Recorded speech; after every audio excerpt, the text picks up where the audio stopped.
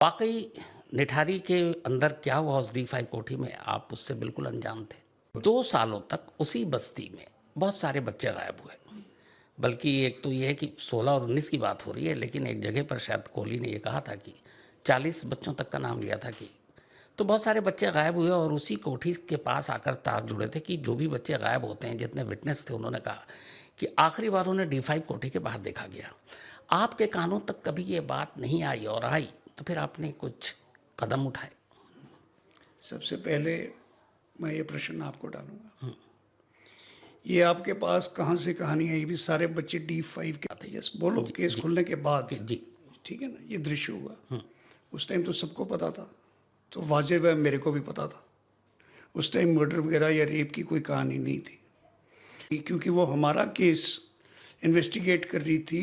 उनसे ये बातें पता लगती थी भी ये जो हिस्सा है कोठी नंबर D1 से लेके D6 तक और किसी हद तक निठारी की जो पुलिया पार करके ज़्यादा बच्चों का यहाँ से गायब होना सुना जाता है। बिल्कुल क्लियर कट नहीं था अभी ये 4 कोठियों के ही सामने, मैं कहूँगा, क्योंकि बच्चे अपने घर से निकले हैं।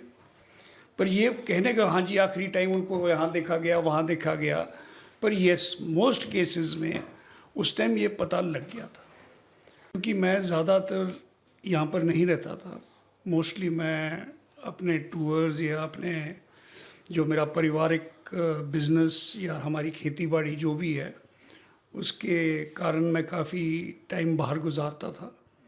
हफ्ते में मैं मैक्सिमम 1-2 दिन या 1-2 रात यहाँ पर रहता था एवरेज पे, कभी कभी 10-10, 15-15 दिन। अगर मैं गलत नहीं हूँ तो आपके इसी घर में कोहली के अलावा एक खाना बनाने वाली, एक माली, खाना बनाने वाला कोहली था, कोहली सफाई था, वाली माया थी, माया, और एक माली, कपड़े धोने वाली एक और औरत थी, 2 औरतें और आती थी, एक माली था, 24 घंटे मेरे साथ एक ड्राइवर था। मेरे पास 2 ड्राइवर रहे हैं इस दौर, who were 24 hours with me in the later stage।